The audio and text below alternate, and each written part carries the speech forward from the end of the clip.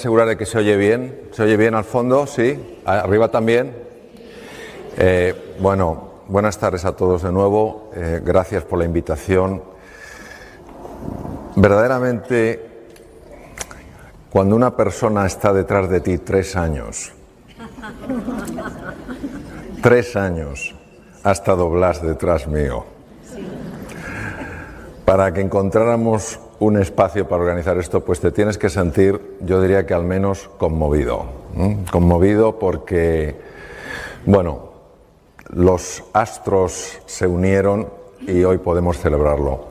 Siento una profunda admiración por lo que hacéis desde Cambi, las personas que estáis más en el día a día y las que de todas maneras, aunque no estéis tan al día a día, estáis conectados, porque creo que esto es lo que nuestra sociedad necesita. La mayor parte de los problemas que tenemos, por no decir todos, desaparecerían con mayor humanismo. Si en lugar de vernos como objetos, nos viéramos como personas con extraordinaria dignidad. Empecé a estudiar esto, ahora tengo 61 años, con 17 años, gracias a un libro escrito desde el campo de la medicina que hablaba de que los médicos griegos hace 2500 años, el gran padre Hipócrates entre ellos, el padre de la medicina, el juramento hipocrático que os sonará, habían descubierto algo absolutamente sorprendente. Habían descubierto que se podía curar con las palabras. Nosotros que entendemos que las palabras son, bueno, pues cosas para comunicarnos, nos cuesta muchas veces en nuestra ceguera mental darnos cuenta de que las palabras abren o cierran mundos. Los griegos hace 2500 años se dieron cuenta de eso. Se dieron cuenta que la conversación, la interacción entre los seres humanos abría espacios de curación física. En aquella época esto era una auténtica proeza, porque imaginaros lo poco desarrollada que estaba la medicina, la cirugía, y que un grupo de personas cayeran en esto, cayeran en la cuenta que verdaderamente la conversación podía tener tal impacto en la salud, es algo verdaderamente notorio. Movido por esto empecé a estudiar este fenómeno, empecé a buscar información que conectara la mente y el cuerpo, pero en aquella época no existía nada, no se había publicado nada. Busqué bastante porque todavía la medicina negaba no desde la negación dura y inflexible, sino desde que no se le ocurría que el cuerpo y la mente estuvieran conectados. Pero por fin encontré un artículo norteamericano que hablaba precisamente de esto, de una ciencia que es la psiconeuroendocrinoinmunología, que empezaba a mostrar que los procesos mentales afectaban al sistema inmune, que es el sistema de defensa del cuerpo, todos hemos oído hablar de él, nos defiende frente a bacterias, virus y tumores. Fui tirando del hilo y, bueno, tiré tanto del hilo que hace 12 años yo vi que ya tenía que dar un salto. Ya no podía estar con el nivel de cirugía con el que estaba y con el nivel ya de investigación y temas de esos en el que estaba. Y decidí dejar la cirugía, me reinventé, proceso muy difícil de entrada por el vértigo después de una cirugía de tantos años y una consulta muy grande, pero estoy sumamente agradecido y gracias, entre otras cosas, a ese salir de mi zona de confort, pues hoy tengo la suerte de estar con vosotros y con vosotras. Vamos a hacer un viaje juntos, entonces voy a pedir que pongáis la posición del cuerpo que pondríais para un viaje fascinante. Los que estáis de pie también se puede tener un viaje fascinante de pie, ¿a que sí? Bien. Vamos a hacer un viaje fascinante, obviamente no un viaje hacia afuera, vamos a hacer un viaje hacia adentro, que son los más fascinantes. Porque los de fuera, bueno, es raro que nos... Es difícil... Me ha quedado ahora mejor. Es que yo creo que cuando muevo el cuello voy a tener que estar así. Bueno, los viajes fascinantes, una de las cosas que tienen es la capacidad de sorprendernos, y no hay nada que nos pueda sorprender más que el viaje interior, porque el viaje exterior muchas veces, oye, pues ves cosas y dices, qué bonito, qué edificio, te impresiona, pero yo creo que lo que te sobrecoge es el ser humano, lo que te sobrecoge es la naturaleza, lo que se te sobrecoge de repente es ese atardecer que yo veía desde el aeropuerto de Alicante, ¿no? Eso es lo que te sobrecoge. Bien, a ver, sí. Eso es. Esto es de lo que vamos a hablar, lo tenéis en el programa, vamos a hablar de la magia que hay al otro lado del espejo. Soy muy aficionado a la mitología, mi último libro es un libro sobre la mitología y el despertar humano, y el espejo es el espejo de Narciso. Narciso en la mitología griega era aparentemente un joven guapísimo, un joven absolutamente con todo lo que una persona puede tener de atractivo, pero era muy arrogante, era muy soberbio. Él se sabía muy guapo porque todas las doncellas suspiraban por él. Y un día entró en el bosque, pero claro, Narciso en aquella época no se usaban tanto espejos, o sea, el espejo de hoy en día pues tiene su origen hace muchos años, pero en aquella época la fábula tiene tanto poder porque no había espejos, es decir, Narciso por alguna razón nunca se había contemplado. Él estaba sorprendido de que tuviera tanto efecto en las mujeres. Un día entró en un bosque y había una ninfa que se llamaba Eco porque la diosa Hera, la mujer y hermana de Hércules, se había enfadado con Eco y le había dejado una voz de tal manera que todo era un eco. Si decía hola era hola, hola, hola, hola, hola, hola, hola. Y entonces Eco vio pasar a Narciso, que se metió en aquel bosque, inmediatamente se enamoró de él y salió con los brazos abiertos pues para encontrarse con él. Y Narciso directamente la despreció. Ella se retiró sollozando al bosque y él encontró algo que nunca había encontrado, encontró un pequeño estanque. Y al asomarse en el estanque se vio reflejado. Se enamoró tanto de sí mismo que quiso atrapar la figura. Se lanzó al agua intentando atraparla y se ahogó. En ese estanque mítico, aparecía una flor, que era un narciso, que recordaba de alguna manera el paso de Narciso por allí. Pues todos somos de alguna manera Narciso, no porque algunos seamos especialmente guapos, que sabemos que no lo somos, pero sí porque todos a veces nos creemos que somos un poco más que el vecino. Un poco más listo, un poco más santo, un poco más sabio, un poco mejor formado. Y esta arrogancia, este no mirar más allá del espejo tiene enormes repercusiones. Lo que se perdía Narciso era una visión más amplia de la realidad. Cuando Narciso miraba y se veía reflejado, solo podía verse a sí mismo, estaba totalmente centrado en él y era incapaz de ver a nadie, ni siquiera a Eco. A Eco no es que la despreciara, a Eco es que la ignoraba. ¿Hay mayor desprecio que no hacer aprecio? ¿Hay mayor desprecio que ser un mueble? Que estés en un sitio, a lo mejor un sitio modesto y que nadie que pase te saluda. Nadie te desprecia, pero tampoco te muestran aprecio. Es muy interesante lo que la medicina ha ido observando, lo que se ha ido descubriendo en distintos campos sobre el impacto que tiene esto. Y por eso nosotros en nuestro viaje de aventura, en nuestro viaje de descubrimiento, vamos a ir más allá del espejo. Ir más allá del espejo no solo es profundizar, ir más allá de nuestra propia imagen, trascenderla, ir más allá, sino también ampliarla para poder ver a Eco y a tantos seres humanos que hay a nuestro alrededor. Esto que veis aquí es absolutamente incomprensible, pero es una de mis grandes pasiones. Tú ves esto y dices, esto es una cosa que no tiene sentido. Esto se llama el ojo mágico. Y si entrenas la mirada desde esta distancia, me cuesta más, si entrenas la mirada te darás cuenta de que toma 3 dimensiones, aparecen 4 planetas, un delfín en 3 dimensiones y una tortuga. Esto es así, se llama así.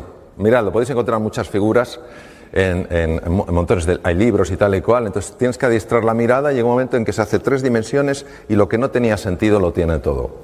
Vamos a ver cosas que para la mente no tienen sentido, pero que para la vida lo tienen todo.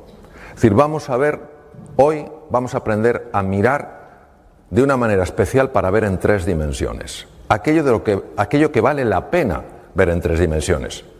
Porque cuando tú ves, yo me puedo quedar mucho tiempo mirando estas cosas, porque cuando ya tienes habilidad, que no es cuestión más que dedicarle tiempo, es que son figuras tan bonitas y dices, no es posible, o sea, estoy viendo 3 dimensiones y parecía que no había nada. Bien, vamos a hablar de los 2 elementos que en mi experiencia personal he visto que son los que nos ayudan a ir más allá del espejo, a ir más allá de nosotros mismos. Uno es el encuentro. ¿Qué es el encuentro? Lo veremos. Es hallarte con la otra persona. Es decir, dejas de ser el centro de un círculo y se crea una elipse que tiene 2 círculos, tú y yo. Como decía Martin Buber, eso es un nosotros. Vamos a ver el impacto del encuentro en muchas cosas, en el funcionamiento del cerebro humano y en la salud. Y vamos a ver el enorme impacto que tiene el silencio. Algo que para nosotros ha perdido como todo el valor. Esto es como el sueño. O sea, yo recuerdo hace muchos años en Madrid un cartel de una bebida que no comentaré que decía, ya dormirás bastante cuando te mueras. Dormir poco es sumamente dañino para la salud, sumamente dañino para la salud. El sueño no es una pérdida de tiempo, el sueño es un momento de reparación del organismo. Y hay muy pocas personas que realmente puedan dormir menos de 7 horas y estar bien. No digo que no las haya, hay muy pocas. Pues lo mismo pasa con el silencio y lo vamos a explorar juntos. ¿Cuál es el opuesto al encuentro? La rivalidad. No la competitividad, la rivalidad. ¿Entendéis la diferencia, no? La rivalidad tiene una connotación diferente a la competitividad. La rivalidad tiene un toque distinto. El otro es mi rival, es mi enemigo.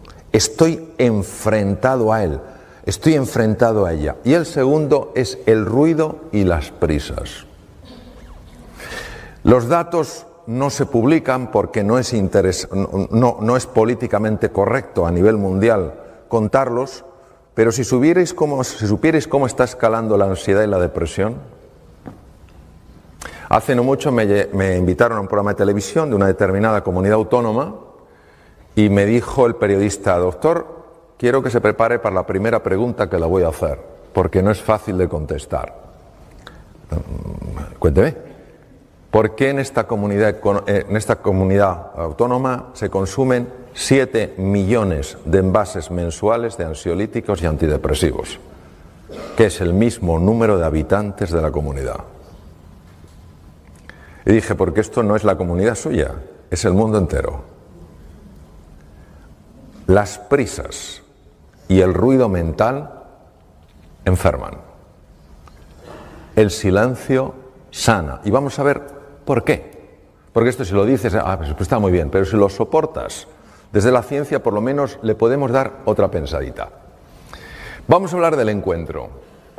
¿Qué es el encuentro? El encuentro es cuando tú tienes una intención real de aproximarte a otro ser humano, tienes una voluntad de cooperación, no sabes en qué vas a cooperar, pero tienes una voluntad de cooperación, hay un deseo de comprender de verdad a la otra persona, hay una disposición a escuchar.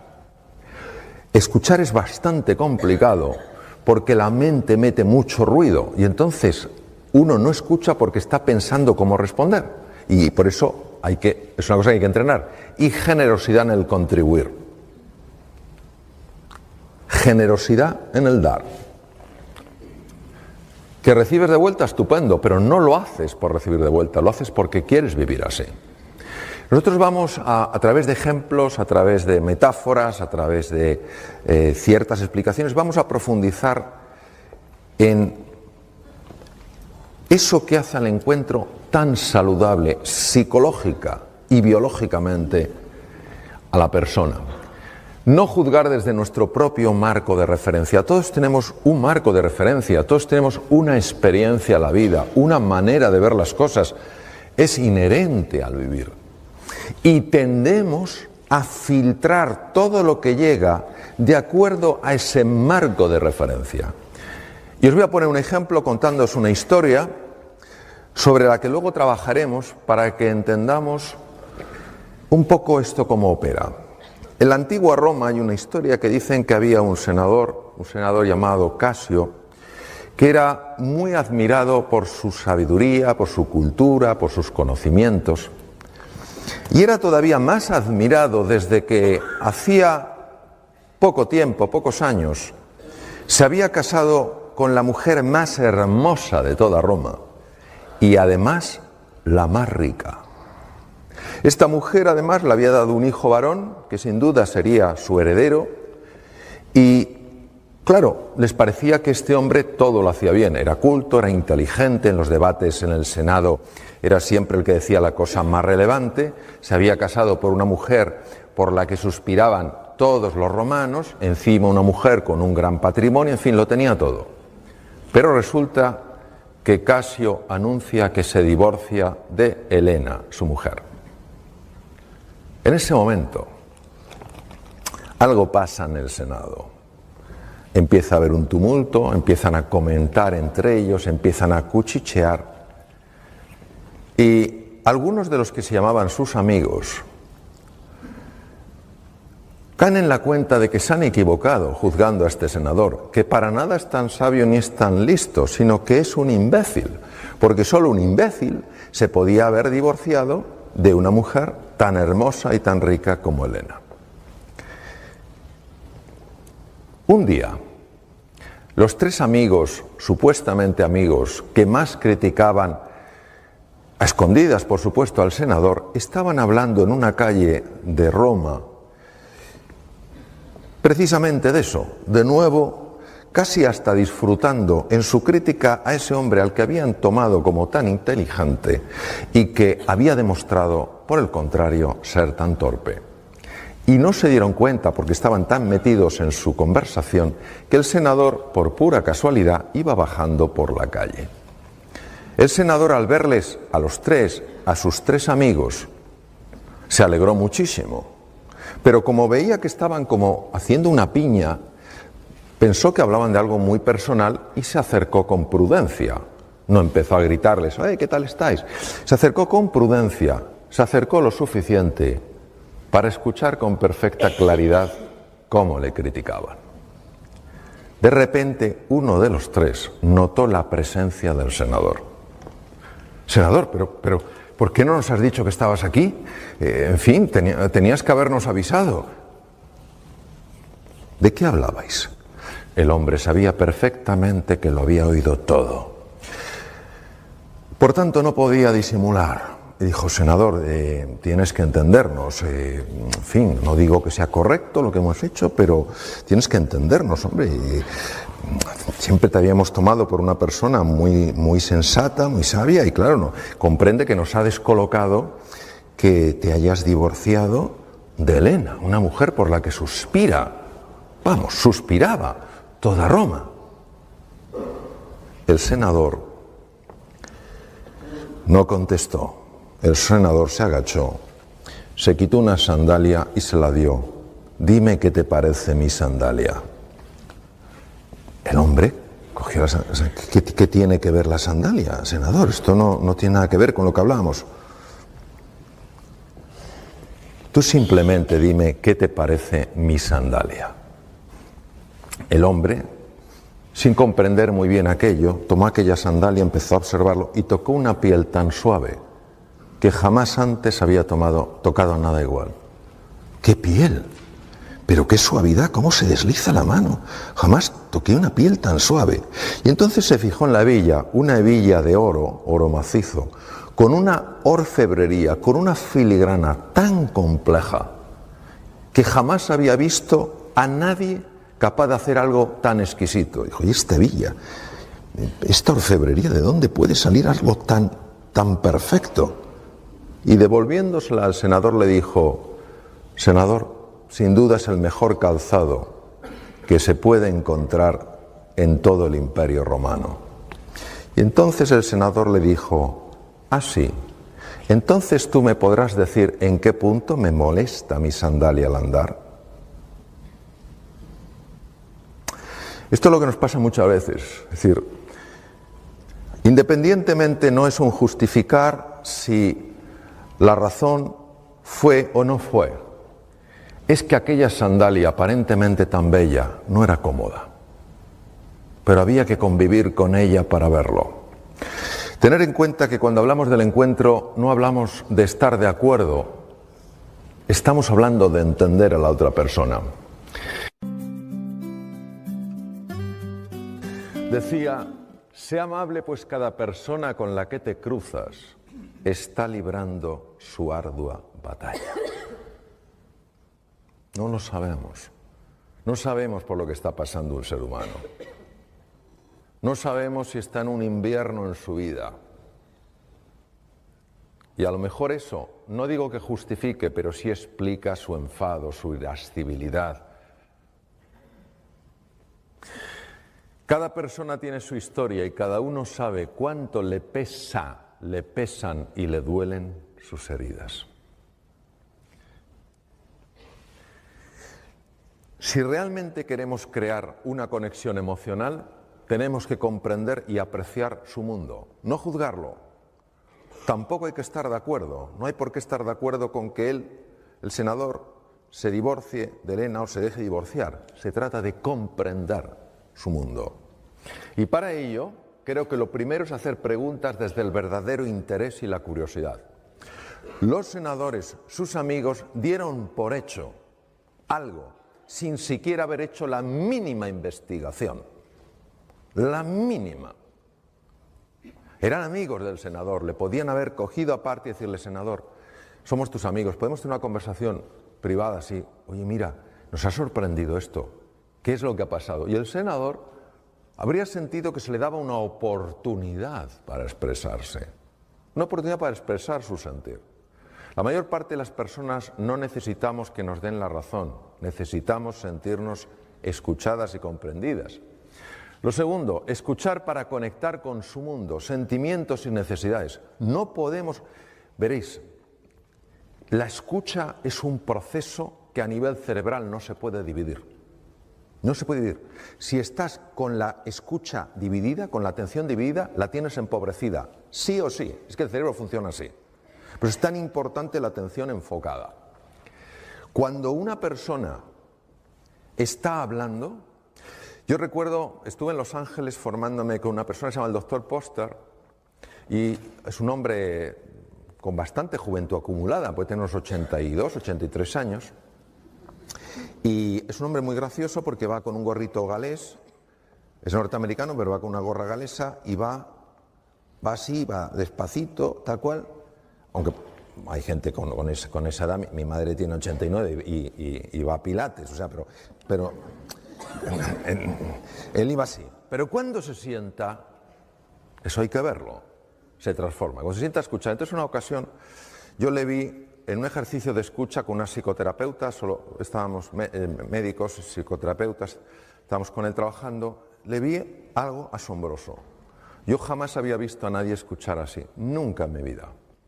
Era algo que se podía tocar, sentir, palpar, indescriptible con el lenguaje, inefable, no se puede escribir con palabras. Pero tuvo un efecto increíble porque aquella psicoterapeuta, que seguro que hacía un papel estupendo, como todo ser humano arrastraba heridas, salió una herida cuando tenía 5 años. El nivel de escucha de este hombre me produjo tal impacto que le dije, profesor Poster, yo he visto algo extraordinario, me gustaría que me dijera, a ver Mario, ¿qué es? Digo, yo le he visto escuchar a usted como no he visto escuchar a nadie en mi vida. ¿Cómo lo hace? Y va el hombre, y como diciendo, aquí va a haber suspense. Y me dice, es que cuando yo me siento frente a alguien, Mario, no dejo que algo se siente conmigo. Y se calla. Le digo, mire usted, yo me he hecho 14.000 kilómetros para venir por aquí, para venir con usted. No es suficiente. Diga más cosas. Dígame qué es lo que no deja que se siente con usted. Y me dijo, la preocupación. Cuando yo me siento con una persona, no dejo que a mi lado se siente la preocupación. ¿Preocupación de qué? De otras cosas que tengo que hacer, de lo que tenía que haber hecho, de lo que tendré que hacer. Y luego afortunadamente siguió y me dijo, cuando yo me siento delante de un ser humano, quiero claramente transmitirle a esa persona que ella para mí en ese momento es todo mi mundo. A ver, estamos en familia. Cuando alguien te presta atención de esa manera, ¿cómo no te vas a sentir valioso? Te sientes como la joya de la corona. Pero cuando alguien no te presta atención de esa manera, lo que el ser humano siente, lo que uno siente es, no debo valer mucho cuando se me presta tan poca atención. Procesos automáticos, por cierto. Haz que se sienta comprendida. Sencillamente. Son cosas muy sencillas, pero nada fáciles, porque la mente interfiere. Por eso es la importancia del silencio. ¿Por qué es tan importante el encuentro? ¿Cómo nos afecta la rivalidad? Nada de lo que vais a ver aquí lo aprendí en los 6 años de mi carrera de medicina, donde por cierto estudié mucho. Tuve que dar muchas vueltas por el mundo para enterarme de esto. Cuando creo que esto es esencial incorporarlo en todos los niveles de la sociedad. Vamos a ver. Os presento al profesor Hans Selye, la máxima autoridad que ha habido en el mundo en todo lo relacionado con el estrés. De origen húngaro, formado en Praga, se fue a la Universidad McGill en Canadá como ayudante de laboratorio y acabó siendo el jefe de todo el departamento de investigación después de los 25 años. Cuando hablas de estrés, hablas de Selye, porque Selye fue el gran descubridor de los mecanismos del estrés. Y os voy a contar un poco lo que pone aquí.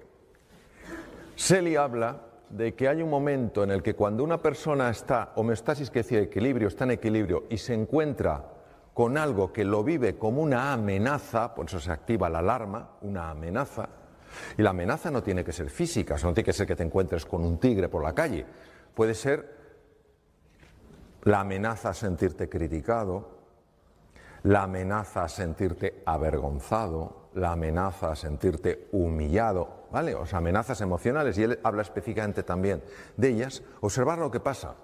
Se produce un intento de resistencia. La resistencia produce un enorme desgaste en el ser humano.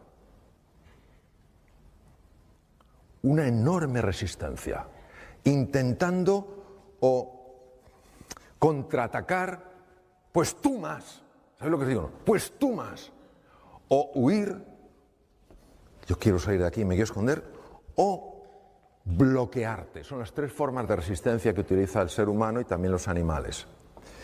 Y fijaros lo que dice Selye. Y bueno, lo dice y sabemos que es así. Pero el primero que dijo fue él. Cuando estás mucho tiempo en esta fase de resistencia, llegas a lo que se llama exhaustion stage, la fase de agotamiento, de breakdown, de hundimiento, y aquí es donde hay más posibilidades de que aparezca la enfermedad. Porque el organismo se ha agotado de tanto resistirse. Se ha agotado. O sea, imaginaros que alguien me está empujando y yo estoy así. Claro, después de un rato yo estoy que no puedo con el cuerpo. Lo bonito es ver cómo el encuentro afecta a esa fase del agotamiento. Cuando una persona se siente amenazada, se siente en peligro, y ya no estamos hablando del peligro físico, que puede darse, pero más difícil en nuestro mundo, cuando se siente amenazada emocionalmente, pues yo no voy a ser capaz de salir adelante, o esto es demasiado difícil, o yo soy poca cosa, el mundo me supera. Cuando una persona se siente amenazada, no que esté amenazada, que se sienta amenazada, se produce lo que se llama una disregulación del sistema nervioso simpático y parasimpático. Muy fácilmente explicar lo siguiente.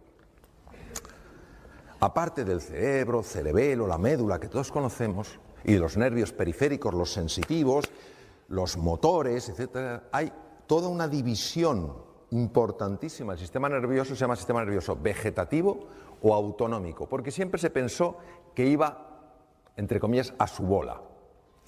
Y tiene dos ramas, tiene el simpático y el parasimpático.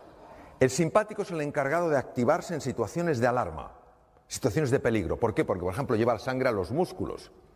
Si nos persigue un tigre, imaginaros, cuando éramos en la época del Paleolítico, si nos persigue un tigre dientes de sable, la sangre donde tiene que ir es a los músculos para correr más, no al tubo digestivo. A nadie se le ocurre que si te persigue un tigre dientes de sable y pasas debajo de una higuera llena de higos maduros, digas, qué maduros que están, hagamos una paradita, porque claro, el tigre dientes de sable dice, me lo como, pero además es que se merece que me lo coma.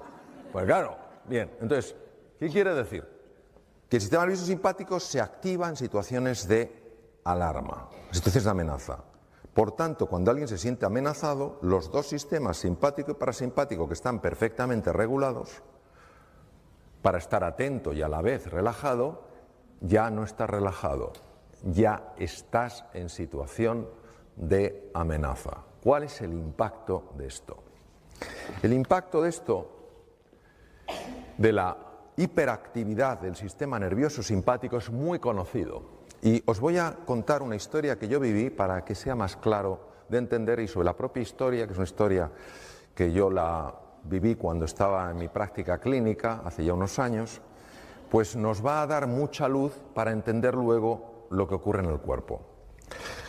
Un día llega a mi consulta una mujer, pongo una Margarita porque se llamaba Margarita, llega a mi consulta una mujer alta, rubia, con gafas, con cara afable, y que llevaba un sobre de hospital, un sobre plástico blanco de hospital, muy grande, porque recuerdo perfectamente cómo iba así. Y entonces mi enfermera llama, entra, levanta el sobre, me lo deja caer y todavía me acuerdo del ruido que metió al caer. Han pasado muchos años. Me mira a los ojos y me dice, doctor, no puedo más, ayúdeme por favor. Digo, bueno, cuénteme, ¿qué le pasa? Dice, mire doctor, llevo 3 años con un dolor de estómago horroroso. Me han hecho de todo, le traigo todas las pruebas, una cosa así, le traigo todas las pruebas, estoy con omeprazol, ¿sabéis lo que es omeprazol? Como decían los hermanos Mayo, bienvenidos al club, ¿sabes? Estoy con omeprazol, con 40 miligramos de omeprazol, entonces no existía el lansoprazol, pantoprazol, solo existía el omeprazol, que era una medicación que te dejaba el 90% del estómago sin secreción. Dice, no me encuentran nada, me han hecho de todo, pero yo no puedo seguir viviendo así. Dice, Margarita, tengo que echar una ojeada a las pruebas. Y sí, doctor, estuve 1 hora, y estoy acostumbrado a ver esas pruebas, claro. Estuve 1 hora viendo aquellas pruebas, todo normal. ¿Sabéis lo que son las endoscopias? Eso de abra la boquita que no se va a enterar. Sédeme, por favor. Yo recuerdo una vez, yo todas las pedía con sedación. Me acuerdo una vez que me viene un enfermo y me dice, me viene primera vez a la consulta y me dice, doctor, si usted me va a pedir otra endoscopia, prefiero que me abra en canal. Una cosa tremenda. Bueno, total, la última endoscopia, Margarita, hacía 2 meses, todo normal. Lo veo, sí, todo normal. Y entonces empiezo a darle vueltas al tema. Yo iba ya estudiando esto años y le digo, Margarita, ¿hay algo a usted que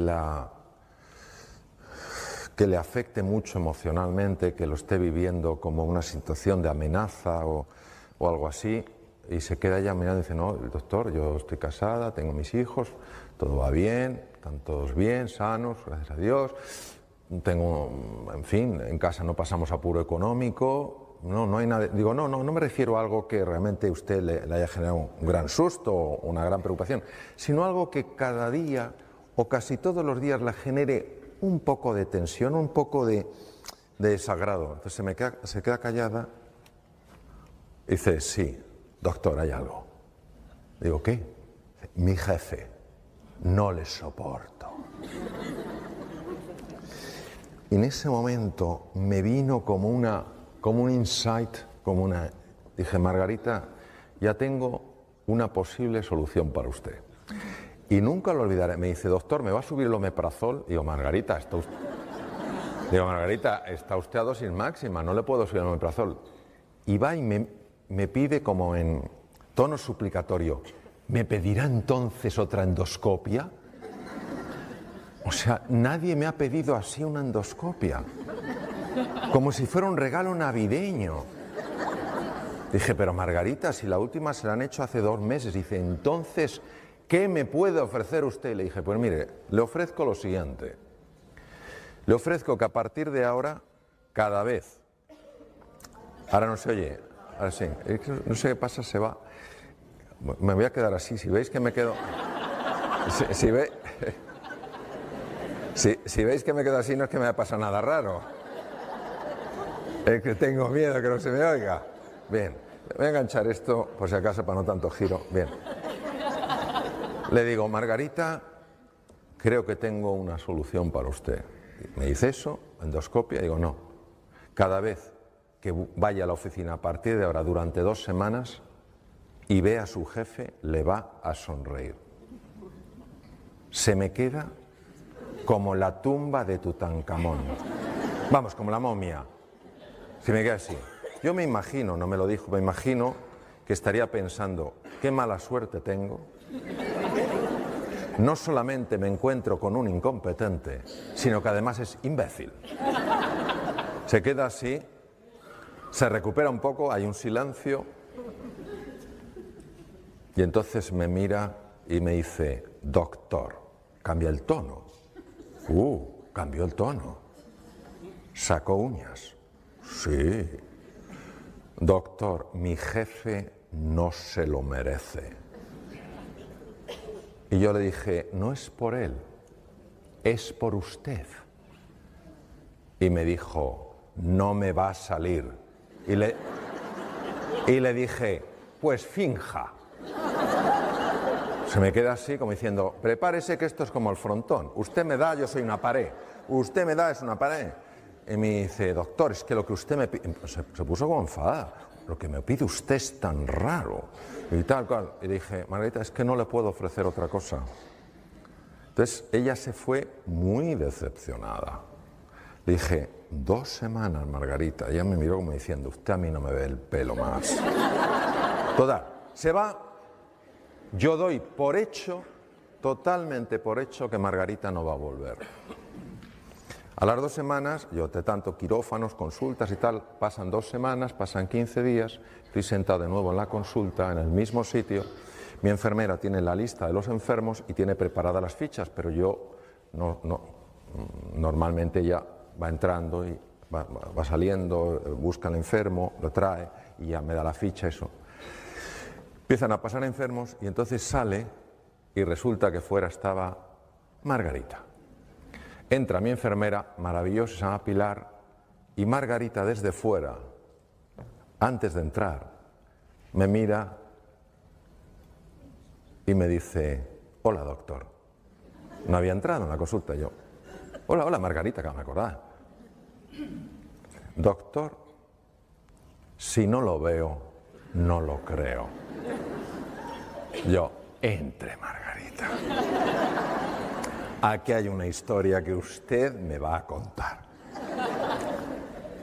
Se sienta y digo, cuénteme Margarita. Dice, doctor, lo primero que quiero decirle es que ya no me duele nada el estómago. Dice, pero le voy a contar todo el proceso porque le va a interesar. Y yo, desde luego. Suelte, cuénteme. Dice, mire, yo salí de aquí, entonces para y dice, doctor, primero, segundo le voy a decir una cosa, es usted un médico bastante raro, ¿eh? Y le dije, sí, eso me han dicho. Dice, bueno, le cuento. Yo salí de aquí pensando que era una estupidez lo que me había dicho.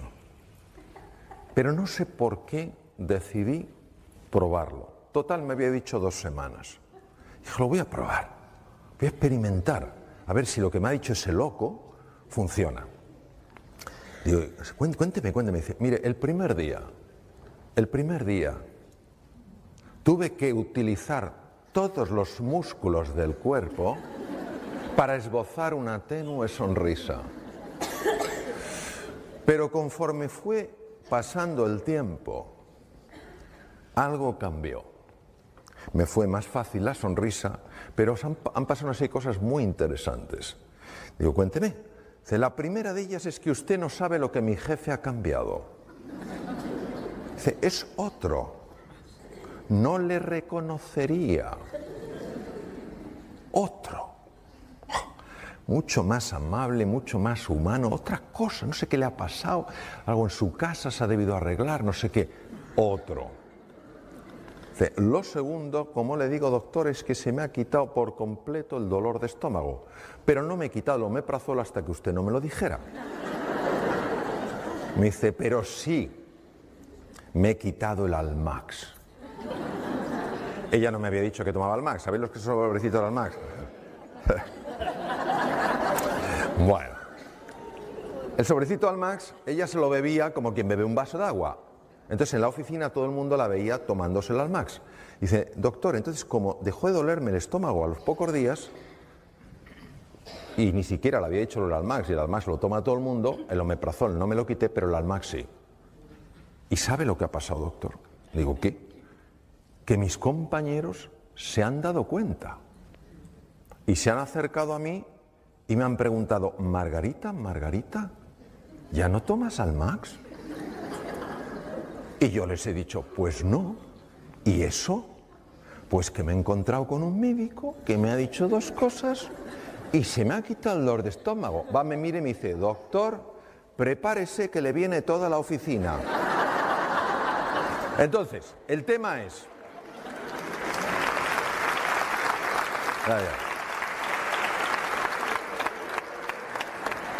Uno se pregunta,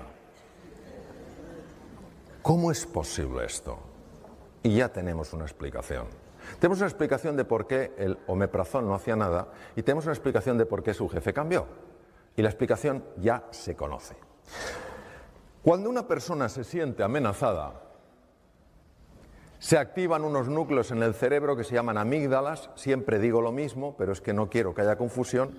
Cuando hablo de amígdalas en el cerebro, no estas.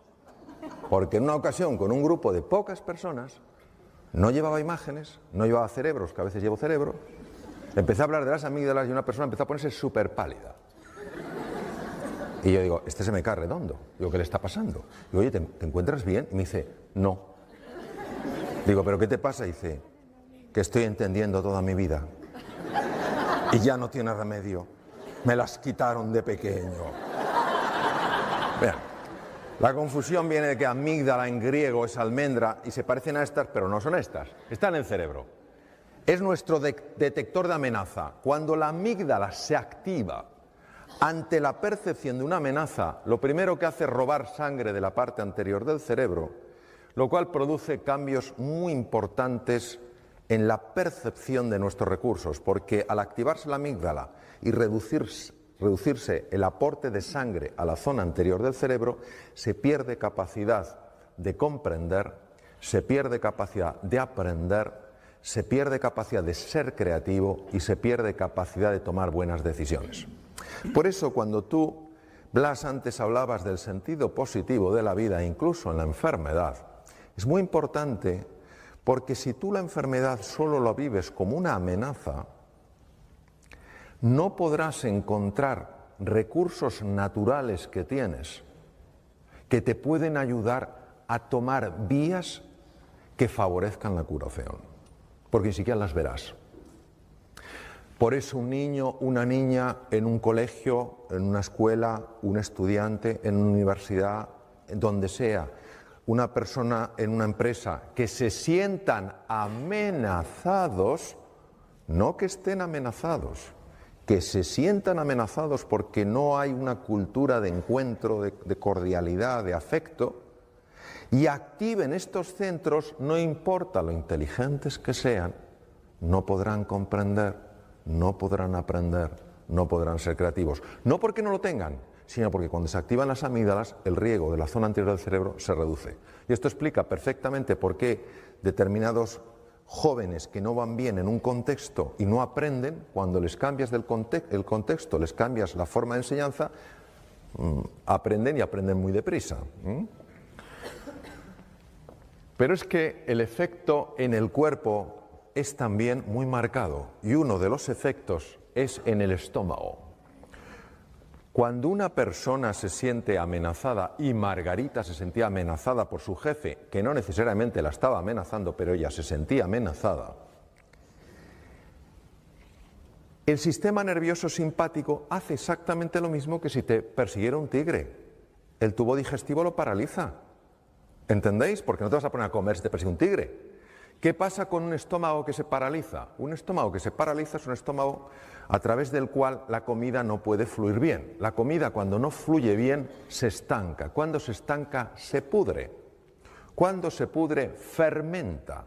Cuando fermenta, produce gas. ¿Qué hace el gas? Hincha las paredes del estómago. No hay medicación, bueno, algunas que te reducen el gas, pero el omeprazol, por más que te baje el ácido, si el problema no es el ácido, el problema es la dilatación del estómago. En el momento en el que Margarita empezó a buscar el encuentro al principio con una tenue sonrisa forzada, estaba mandando al cerebro un mensaje: tú no sonríes en presencia de la amenaza. ¿Os imagináis el tigre y que digas tú, ¡oh, qué oportunidad! ¡Oh, charlemos! No. Entonces, el simple hecho de el propio cuerpo disponerlo para el encuentro, y la sonrisa es así, es suficiente para que el sistema nervioso simpático se desconecte y se active el parasimpático. ¿Por qué se le quitó el dolor a Margarita? Porque el estómago empezó a funcionar. Ella no tenía ningún problema de estómago, por eso en las endoscopias no se veía nada, no había nada, porque la dilatación no se ve en la endoscopia. Bien. Cuando al profesor Hanseli, del que os he hablado, le entrevistaron porque se hizo muy famoso, en una de las entrevistas de radio le hicieron una pregunta normal. Su respuesta fue singular. Estamos hablando de un fisiólogo puro que se pasó 25 años en laboratorios.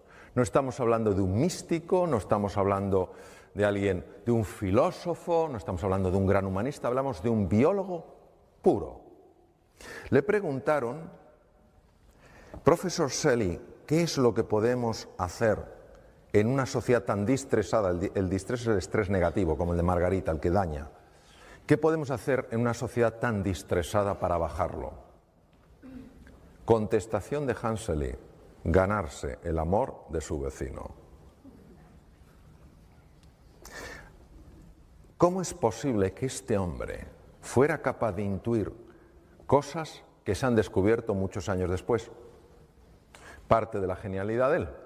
Hoy en día sabemos que cuando una persona se encuentra con otra, con estos lazos de afecto, de cordialidad, de voluntad, de cooperación, automáticamente el cerebro produce una sustancia llamada beta-endorfina.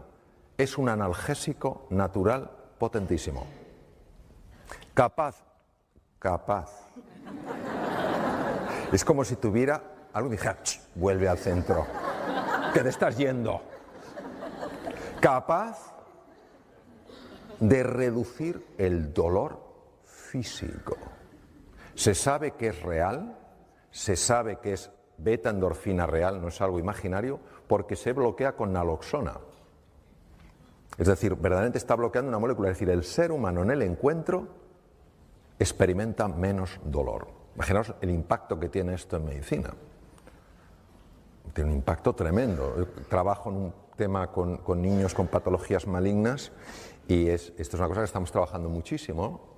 Hasta qué punto el encuentro, el sentirte apoyado, etcétera, verdaderamente tiene un impacto en la reducción del dolor, ¿no?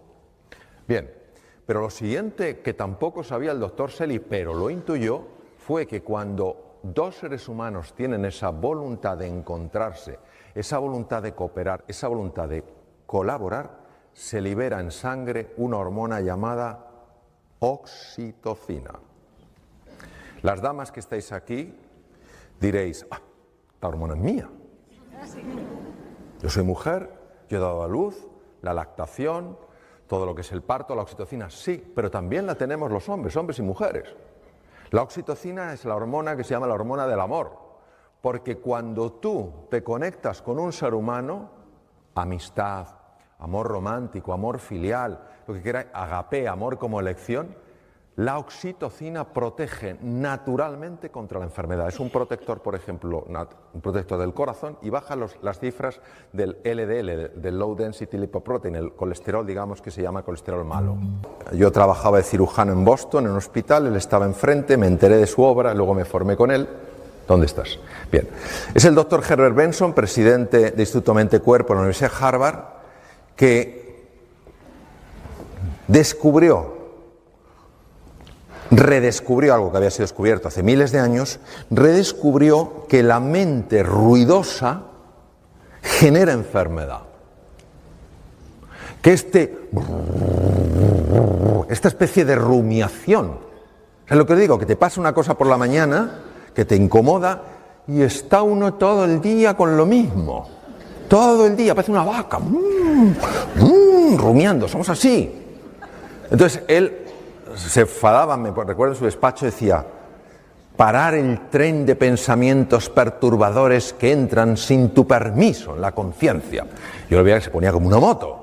Ya lo entiendo por qué. A él le importaba mucho acabar con la hipertensión arterial, que sabéis que va dañando las arterias, y él sabía que si se conseguía activar el parasimpático, sistema nervioso parasimpático, las personas seríamos menos reactivas y por tanto la tensión se regularía. Se fue a Dharamsala, en el norte de la India, donde vivía la comunidad tibetana. Después de un año de negociaciones empezó a decirle: doctor Benson, no es que esté mejor ya de la salud, que esté mucho mejor, es que pienso con más claridad, es que resuelvo mejor las cosas. ¿Qué me está pasando? Entonces él empezó a estudiar la creatividad. ¿Qué le pasa? Sincronización entre los dos hemisferios. Lo que no pueden separar, lo que no pueden resolver de forma independiente, sí lo pueden resolver de forma conjunta. Nuestra mente se parece a un mar revuelto lleno de olas que no nos deja pensar, que no nos deja ver las cosas con claridad, y cuando uno serena ese agua, pues puede descubrir lo que hay fuera. Vamos a hacer un ejercicio. Un ejercicio, sé que dais talleres de esto, es lo que se llama hoy mindfulness, en el sánscrito es vipassana y shamatha, atención estable, vipassana, profundizar, insight, descubrir, ir más allá. Entonces, los que estáis sentados os voy a pedir que toméis una posición en la silla, los que estáis ya en posición de loto, tal cual, ahí veo varias personas en posición de loto, no tengo nada que decir, loto, medio loto, en fin. Sentados con la espalda recta, el cuello largo quiere decir que la barbilla hacia abajo, ahora me dirigiré especialmente a los que estáis de pie, el cuello hacia abajo, la espalda recta, los pies descruzados, las manos con las palmas abiertas en los muslos, no en los del vecino, o en el regazo. El ideal son las palmas hacia arriba, ¿vale? A los que estáis de pie, os sugiero encarecidamente que mantengáis los ojos abiertos. Es verdad, lo digo en serio, porque es muy importante, pero no por ello que no sigáis incluso con los ojos abiertos, porque hay una cosa que es mindful walking, donde tú estás con los ojos abiertos y estás meditando. O sea, que no penséis que por tener los ojos abiertos no se puede meditar. Entonces, pero sí que tengáis los ojos abiertos o entreabiertos, ¿vale? ¿De acuerdo? ¿Estamos todos en posición? Si tenéis algo, salvo algo que os pese, si es un abrigo, nada, pero si es una cosa pesada la ponéis en el suelo, ¿vale? Entonces vamos a hacer este ejercicio, que es muy sencillo. La sugerencia, la propuesta, la oportunidad es cerrar los ojos o dejarlos entreabiertos, porque los ojos abiertos se despista muy fácilmente. Si decides cerrarlos, que sea cerrar suavemente, nada de cerrar diciendo aquí no entra ni un fotón. No hay que hacer ninguna presión. Si son cerrados, amablemente cerrados, y son entreabiertos, suavemente entreabiertos, y como tienes el cuello largo, mirando un poco hacia abajo, ¿vale? Entonces, voy a poner un poco de musiquita. Lo que voy a pediros, por favor, es que toméis conciencia de la posición de vuestro cuerpo en la silla.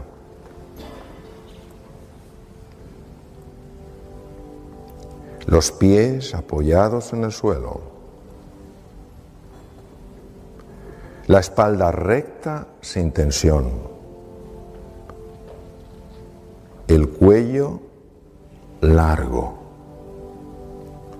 como si nos tiraran suavemente de la coronilla con una pequeña cuerda, las manos amablemente apoyadas en los muslos, en el regazo. Y empezamos ahora a sentir las sensaciones del conjunto de nuestro cuerpo. No es visualizar, no es pensar, es notar las sensaciones de nuestro cuerpo. Hay algunas partes que se pueden sentir más, tal vez las manos, los pies, cualquier parte es igual de válida.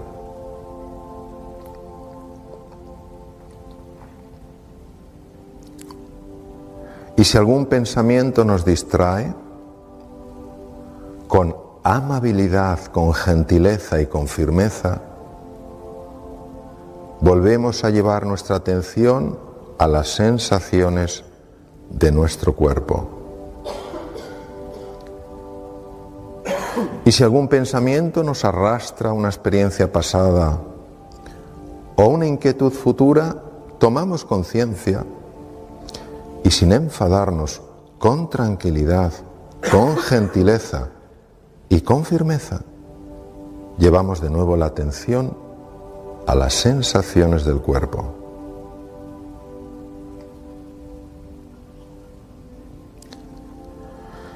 Y ahora vamos a poner nuestra atención en las sensaciones de la respiración. Cuando respiramos, tomamos aire por la nariz. Cuando expiramos, expulsamos aire por la nariz. Y cada uno nota esa sensación de la inspiración y de la expiración con mayor intensidad en alguna parte del cuerpo. Algunos en el abdomen, otros en el tórax, otros en los orificios de la nariz. Y es la respiración la que nos va a ir introduciendo en el silencio. Un silencio del que hablaba Federico García Lorca. Escucha, hijo mío, el silencio. Es un silencio ondulado. Un silencio donde resbalan valles y ecos y que inclina todas las frentes hacia el suelo.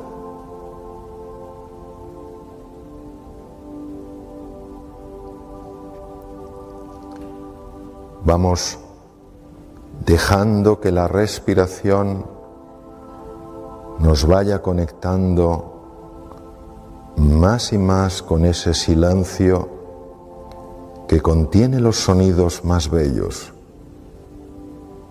con ese vacío origen de cualquier forma.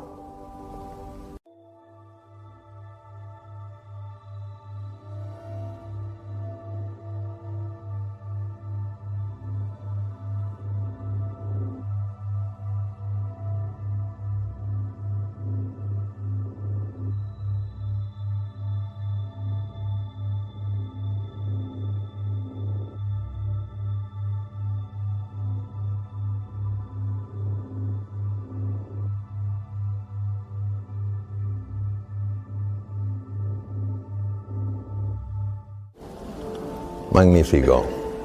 Muy bien.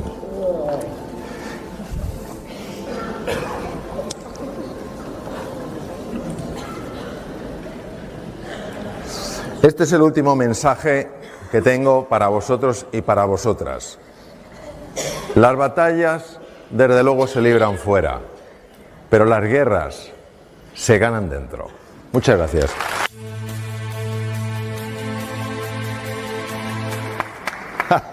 Bueno, muchas gracias por la generosidad del aplauso. ¿Cómo sois aquí? ¡Qué barbaridad, qué maravilla! Vamos a ver, tenemos un ratito, porque nos alargamos un poco, tenemos un ratito para algunas preguntas, si queréis. Yo voy a procurar ser muy breve. El tema de las preguntas, sí os pediría lo siguiente. Primero, que sean breves y pensando en todos, pensando en cosas que nos puedan servir a todos para profundizar, inquietudes que que podamos tener, para que haya un poco más de tiempo en el escaso que tenemos de que puedan intervenir más personas. Sí os pedirían eso, preguntas muy específicas, muy concretas, dentro de lo que uno pueda. Aquí tenemos Tanasio con el micrófono. Ahí tenemos una dama, a por ella. Lo único que os pido es el nombre de pila, ¿vale? Me digáis el nombre para que os pueda... José tiene otro allí, ¿verdad? Sí. Ahí tienes otra dama detrás tuyo, a la izquierda. Hola, Mari Carmen. Mari Carmen, bien. Quería saber cómo consiguió el rey transmitirle a su hijo el concepto de serenidad, transmitirle a él la serenidad, porque no nos lo ha dicho. Claro que no te lo dice, está muy bien. Tú ten en cuenta que toda fábula tiene múltiples lecturas. Yo te diría lo siguiente. Yo creo que para podérselo transmitir a su hijo el príncipe, primero él tenía que haber puesto palabras a algo que no había puesto palabras. Porque el propio rey en un momento determinado dijo, esto es lo que yo quiero. De muchas veces nosotros no conseguimos, no digo que siempre, no conseguimos impactar a otras personas en algo que nos parece muy valioso porque nos falta a nosotros mismos hondura en la comprensión. No sé si me estoy explicando. Es decir, yo creo que el rey, en el momento en el que él vio aquello, entendió que a su hijo le había hablado de la serenidad, de la tranquilidad, pero no le había conseguido transmitir que la serenidad no es vivir sin problemas, que la serenidad es saber dónde enfocarte cuando tienes problemas. Entonces creo, desde mi modesta interpretación, que el rey descubrió un nuevo abordaje que no había utilizado con su hijo. A veces es tema de que te digan las cosas de una manera determinada para que tú digas, pues esto para mí tiene sentido. Ahora, no lo sé. Se queda en el aire y yo te invito a que escribas la segunda parte de la fábula. Porque seguro que se te ocurre algo fantástico. Quiero decir, lo digo en serio, ¿eh? Porque si te inquieta eso, dices, pues, y a partir de ahí, tu propia imaginación y tu propia creatividad, Mari Carmen, puede decir, oye, zaca, esto sigue por aquí. Sí, pero claro, sí, pero, sí. A ver, no he nacido ayer. Sé, lo sé. Pero ¿sabes lo que pasa? A mí me gusta esto del riesgo. ¿Sabes lo que pasa, Mari Carmen?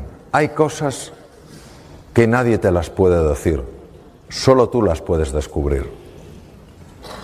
Cada vez estoy más convencido que lo que nosotros decimos es el dedo que apunta a la luna, es el humilde dedo que apunta a la luna. Nada de lo que yo pueda decir, ninguna metáfora que pueda utilizar, puede a ti darte lo que buscas, solo señalarte hacia un sitio para que tú lo explores y lo descubras. Es un tema de descubrimiento. Te lo digo porque yo tengo 3 hijos. Sabéis que los hijos se distinguen en dos grupos. Oasis y maestros. Hijo oasis. A cenar. Lo dices una vez y está ahí. ¿Qué hay de cena? Espinacas. ¡Qué ricas! No quiere ver la tele y te pregunta, ¿qué tal en el trabajo, mami? ¿Qué tal, papi? Tú empiezas a notar algo nuevo, babeas. De verdad dices, sí, ¿reconocen tu valía? Entonces, claro, te lo comerías.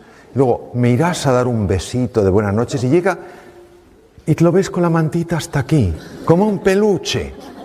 Ese es el hijo oasis, el hijo maestro. A cenar. Ya me lo has dicho 7 veces. Por eso, esta es la 8ª. ¿Qué hay de cena? Espinacas, ¡qué asco! ¿Quieres que hablemos? No tienes tema. ¿Cuáles nos gustan más? Los oasis. ¿Cuáles necesitamos? Los maestros.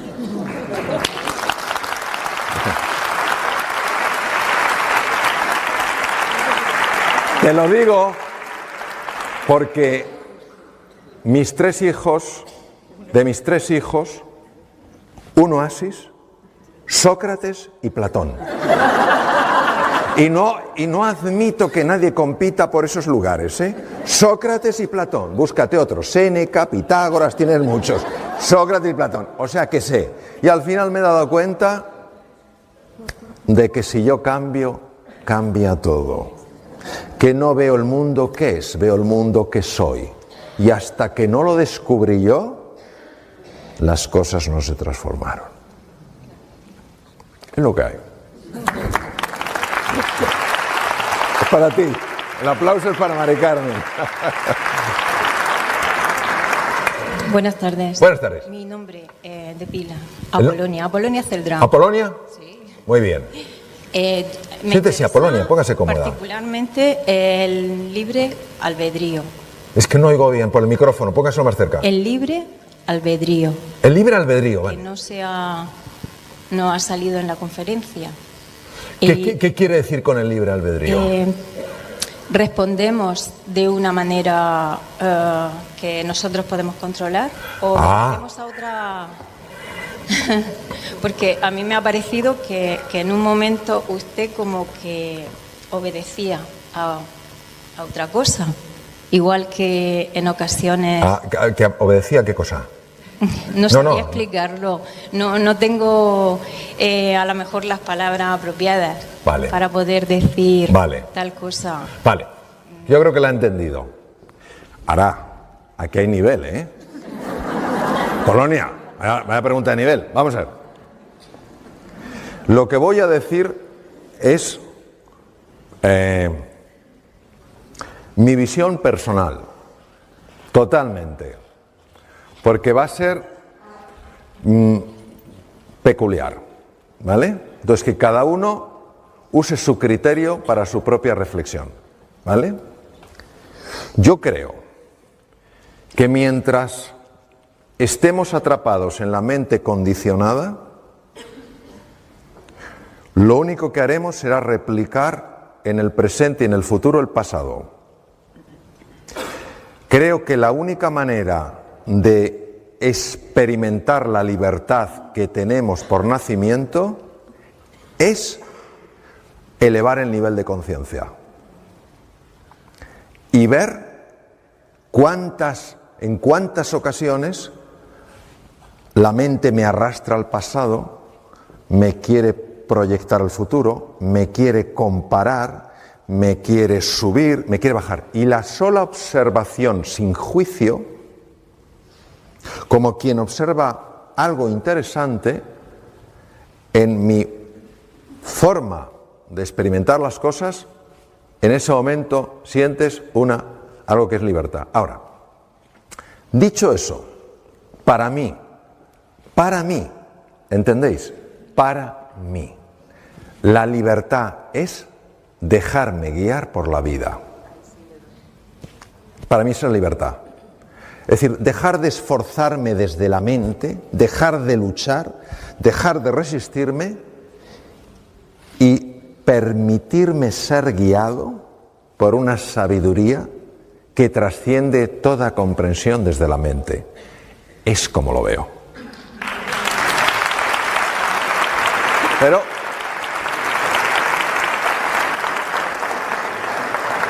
teníamos otro por allí, ¿verdad? Ahí tenemos otra dama. Perdón. Hola, soy Pilar. Pilar. Estaba interesada en el tema de la enfermedad, ¿no? ¿Se está oyendo arriba la pregunta? Vale. Yo también tengo 3 hijos, tengo oasis y maestros. Sí. Y estaba interesada en el tema de la enfermedad, el ejemplo que ha puesto del estómago y el homeoprazol y de tal. Margarita, sí. Sí, podría decir algo al respecto sobre la celiaquía. ¿O es una patología? Porque claro, no paran de salir enfermedades nuevas y se ven desde muchos puntos de vista. Está muy bien, muy bien. Bueno, es muy bien, vamos a ver. Es un error conceptual pensar que el cuerpo y la mente van cada uno a su bola. Esto es como pretender... Oye, cuando me salgo un poco, me da, ¿eh? Es que no me permite nada. Vamos a ver. Esto es como la palma y el dorso. Se pueden distinguir, pero no se pueden separar. ¿Qué quiere decir? Que los estados emocionales, los estados afectivos son también estados corporales. El tubo digestivo contiene su propio cerebro. Para que os hagáis una idea, tiene 500 millones de neuronas y la médula espinal tiene 100. El tubo digestivo produce el 90% de la serotonina que maneja el cuerpo y el cerebro. La serotonina es la hormona más importante relacionada con los estados de calma, de serenidad, de felicidad. La mayor parte de las neurotrofinas, hormonas cerebrales que regulan la creación de nuevas conexiones, procede del tubo digestivo, el BDNF, por ejemplo. La mayor parte del sistema inmune depende del tubo digestivo. ¿Qué quiere decir? Que aunque estamos en el amanecer de una nueva comprensión, situaciones en personas normales, pero que puedan afectarle de alguna manera a su estado de ánimo, podrían sin duda tener una repercusión en cualquier órgano, en temas autoinmunes, en temas como la enfermedad celíaca, en un montón de cosas. Hay enfermedades, por ejemplo, como las enfermedades inflamatorias del intestino, colitis ulcerosa y enfermedad de Crohn, donde se sabe que una ayuda psicológica mejora excepcionalmente la enfermedad. ¿Qué quiere decir? El equilibrio, por eso, todo lo que es el mindfulness y todo esto, donde se está desarrollando en Estados Unidos, sobre todo, que empezó hace 30 años, en 79, en la Universidad de Massachusetts y en la Universidad de Harvard con Herb Benson, donde está desarrollándose en hospitales, porque sabemos que están ayudando a las enfermedades. ¿En qué grado? Decir que solamente el estado afectivo de una persona no es multidimensional, también comemos muchas porquerías sin saberlo, hay muchos alimentos que son muy tóxicos y que generan muchos problemas digestivos, pero sí es un factor. Es como cuando se habla ante la enfermedad. Dice, la actitud positiva. La actitud positiva es un factor importantísimo en la enfermedad. ¿Es el único?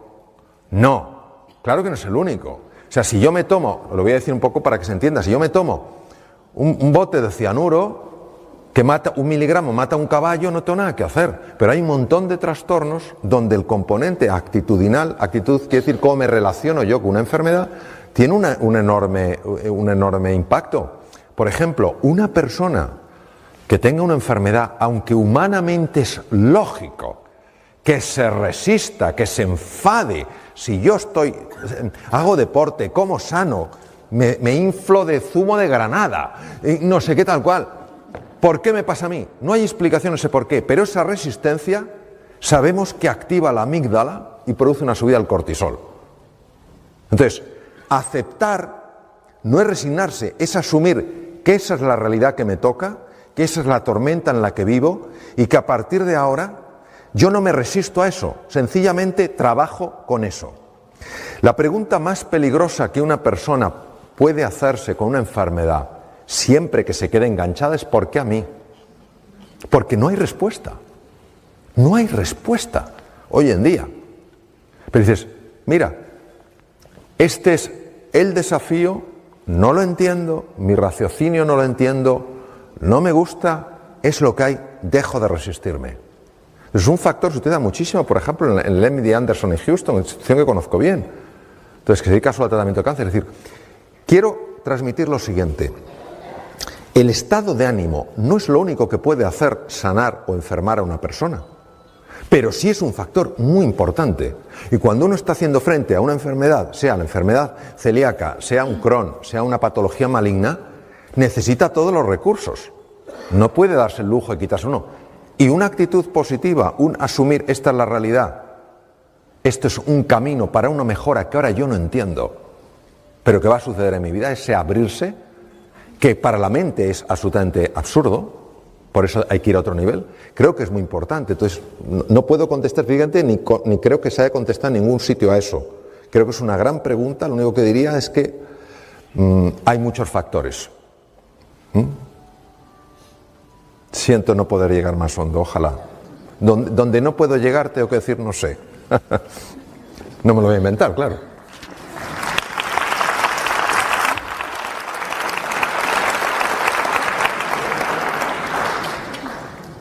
Había una persona allí, sí, perdón, sí. Después usted. Gracias, mi nombre es Conchita, quería darle las gracias especialmente. Hemos venido 3 compañeras y amigas de un hospital. No somos sanitarias, pero llevamos mucho tiempo trabajando y relacionándonos con profesionales sanitarios. Y mi reflexión y mi pregunta es, ¿por qué, si es tan claro, usted mismo decía que a los 17 años ya tuvo esa inquietud entre el cuerpo y la mente? Hace tiempo no, pero ahora ya se sabe que efectivamente el lenguaje del amor, lo que conlleva, usted lo ha explicado muy claramente, la biología, desde la magia.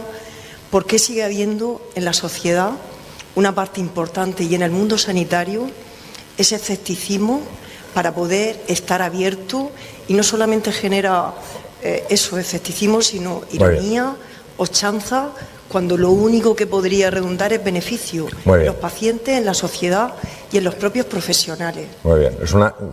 ¿Se ha oído bien la pregunta? Es que la pregunta es mejor que la respuesta, entonces más vale que hayáis encontrado la pregunta. Bien, vamos a ver. Yo quiero hacer varios comentarios. Primero, un comentario de agradecimiento, es un tema importante.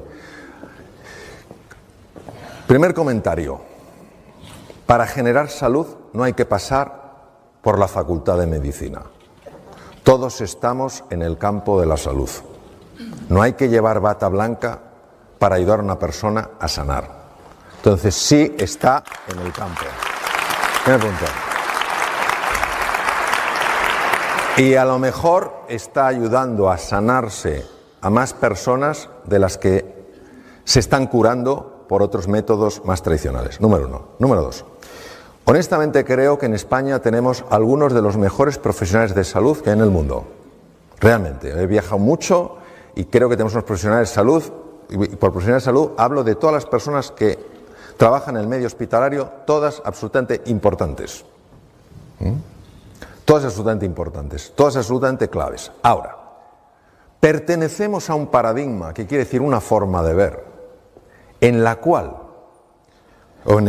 ese paradigma, en nuestra forma de ver, el que da los recursos para sanar es el médico, es el hospital. Y cuesta ver, porque no es un ver con los ojos, es un ver con la conciencia, cuesta ver que hace ya 2500 años nuestro padre Hipócrates dijo, a los médicos nos dijo, no nos olvidemos de que quien verdaderamente cura es el organismo. Cuando algo nuevo surge, las estructuras, las sociedades, las culturas se sienten amenazadas. Porque para la mente dualista de la que participamos todos, el control y el estatus son clave.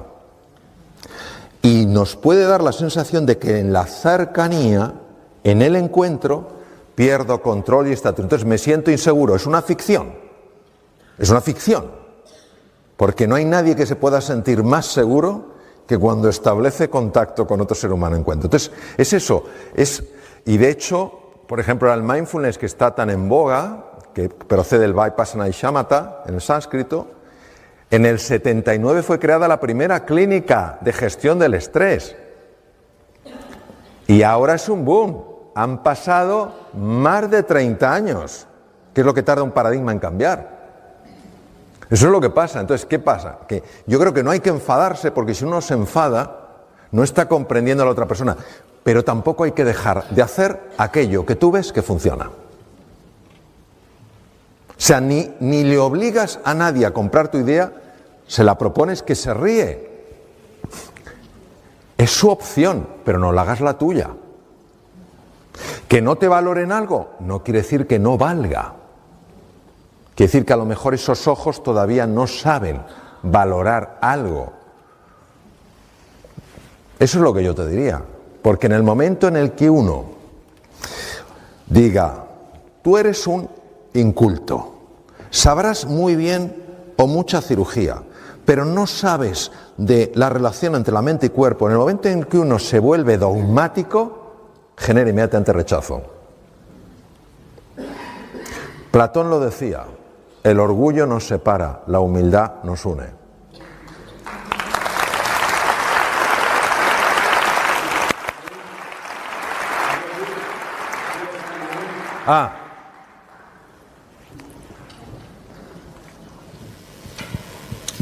Hola. Hola. Vamos a ver, mi pregunta va de la siguiente forma. Yo hasta donde sé, cada día aumenta más el número de personas que abrazan lo que se conoce como medicina holística. Sí. La relación mente-cuerpo. Sí. Y usted es un caso aquí. Es una persona que ha abrazado ese tipo de medicina. Sí. Hasta inclusive, y usted lo demuestra, cada vez aumenta más el número de personas que participan de la medicina convencional, pero que abrazan la medicina holística. Pero hay gran resistencia dentro de la medicina convencional a abrazar este tipo de medicina, relación mente y cuerpo. Y se sabe que, usted lo ha descrito, y hasta donde yo sé también, de que se liberan, cuando se establece esa relación mente-cuerpo y se trata con la mente, se liberan una serie de neurotransmisores que facilitan la sanación de la persona. Mi pregunta es la siguiente: ¿por qué existe esta resistencia dentro de la medicina convencional para abrazar lo que es la medicina holística? Vale, gracias. Vale. Hace 500 años, la gente no es que pensara que la Tierra era plana, es que la veían plana. ¿Por qué sabemos que la veían plana? Porque nadie navegaba más allá de la línea del horizonte. Cuando apareció un loco llamado Colón, le dijeron: ¿a dónde vas tú? Dice: no, es que creo que la Tierra es redonda, tengo argumentos. Eso es parte de la ceguera de la humanidad. Ninguna idea nueva es tomada de entrada con júbilos, con cohetes. Le voy a poner un ejemplo. En 1968, la relojería suiza llevaba 150 años haciendo relojes. Un país pequeño, tiene el tamaño de Galicia, dominaba el 80% del negocio. Había 68.000 trabajadores en la industria relojera, ¿vale? 68.000, 80% de negocio. En 10 años, de 1968 a 1978, cayó del 80% de los beneficios al 10% y se hizo un ERE de 50.000 trabajadores. Quedaron 18.000. La razón de ello fue la invención del reloj digital, que todo el mundo atribuye a los japoneses, pero fue desarrollado por un suizo, encargado por los fabricantes para crear el reloj del futuro. Se encerró en Neuchâtel, donde están los laboratorios de la relojería suiza, inventó el primer reloj digital de la historia, se le llevó a los fabricantes, que eran los que le habían encargado que creara el reloj del futuro, porque sabían que se puede morir de éxito, y ellos no querían morir de éxito. Vieron aquel reloj que daba la hora con absoluta perfección, pero que no tenía lo que un reloj tiene que tener. Ni agujas, ni engranajes, ni cojinetes, ni rubíes. ¿Sabe lo que hicieron? Le echaron. Y él dijo: acepto que me despidan, pero lucharé por la mitad de la patente. ¿La mitad de la patente? Tribunales, llévesela entera. Ese mismo año, en la feria anual de relojería, el inventor puso el invento y Seiko y Texas Instruments sí fueron capaces de ver la dimensión. Mire, tener conocimientos de relojes tenían los relojeros suizos, más que en el mundo. Inteligentes, ¿cómo no van a serlo para tener ese dominio? Pero es que estamos hablando de que el gran problema del ser humano es la arrogancia, la vanidad, el pensar que lo que ha sido hasta ahora será siempre. Yo comprendo que los relojeros no dijeran: ¡oh, a la mierda los relojes de agujas! El reloj digital. No, pero podrían haber dicho, esto es un poco raro, pero ahora que viene la feria anual vamos a explorar. La mente dualista no quiere explorar, solo quiere juzgar. ¿Qué revela esto? Revela algo que no solo pasa en la sanidad. Albert Einstein fue a su plaza de profesor adjunto en la Universidad de Heidelberg en Alemania y para optar a la plaza presentó la teoría de la relatividad. ¿Sabe por qué no la admitieron? Porque dijeron que tenía un valor únicamente estético. Ha sido así toda la vida. Es parte de nuestra condición. Encontrarte con una persona que esté dispuesta a escuchar y explorar hay pocos, pero el caso es que sucede. Alguno de mis maestros, Herbert Benson, fue tomado, cardiólogo de la Universidad de Harvard, fue tomado como un rarito. John Kabat-Zinn, otro rarito. Pero aguantaron, porque creían. Y uno aquí empezó a abrir los ojos, otro aquí, y eso es la vida. Entonces, tenemos que entender que es parte de la vida, llevarlo con mucha serenidad y a la vez con la convicción, esto ya aunque no me mueva no suena. Sí, no, pero para que lo tengan ellos. Y además con la convicción de que vale la pena. Pero yo creo que es importantísimo eso, creer sin obligar a otros a creer.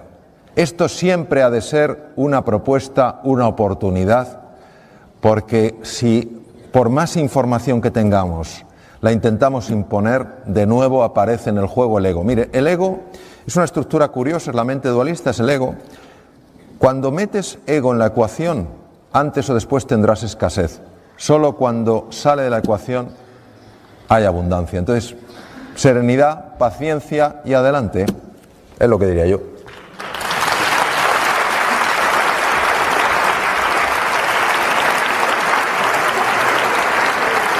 Bueno, debido al tiempo, vamos a hacer una última pregunta, van a hacer, y ya vamos a dar paso a la despedida de don Mario.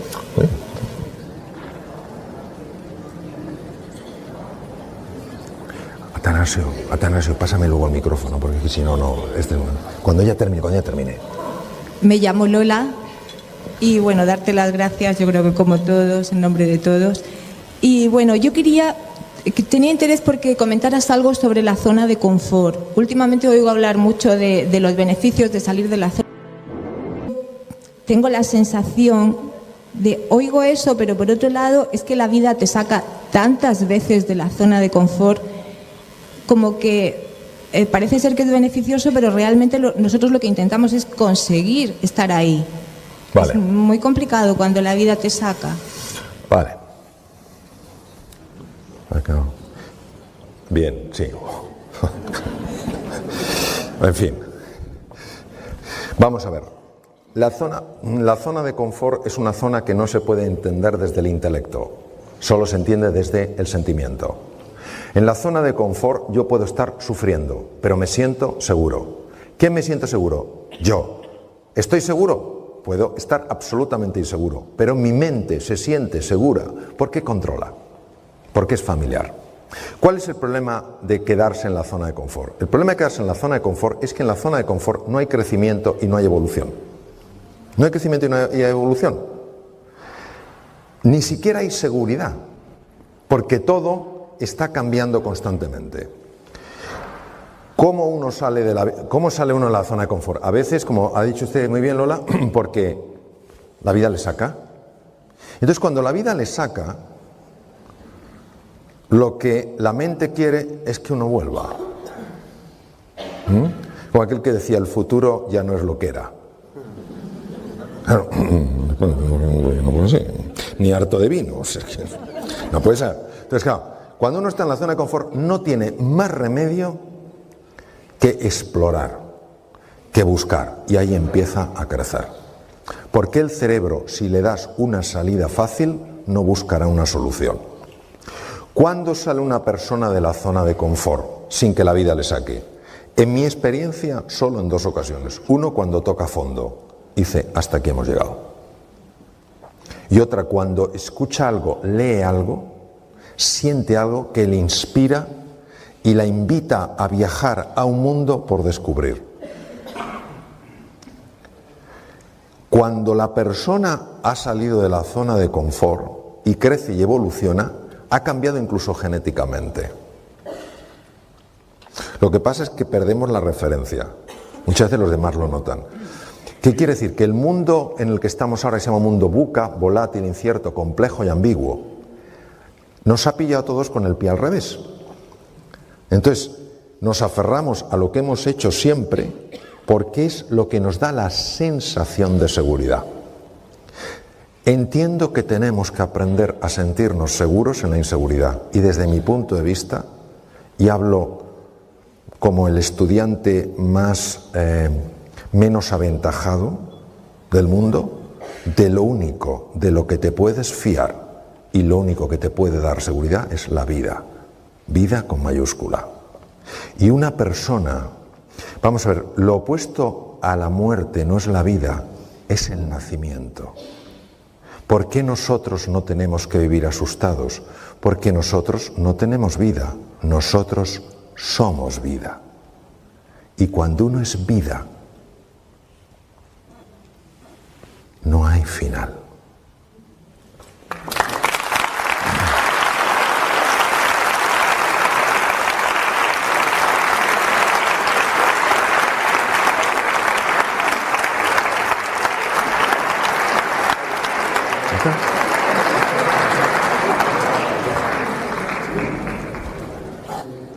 Sí. Bueno, pues con esto ya damos por finalizada esta conferencia. Gracias, Mario, gracias por estar aquí, gracias a todos por asistir y por compartir.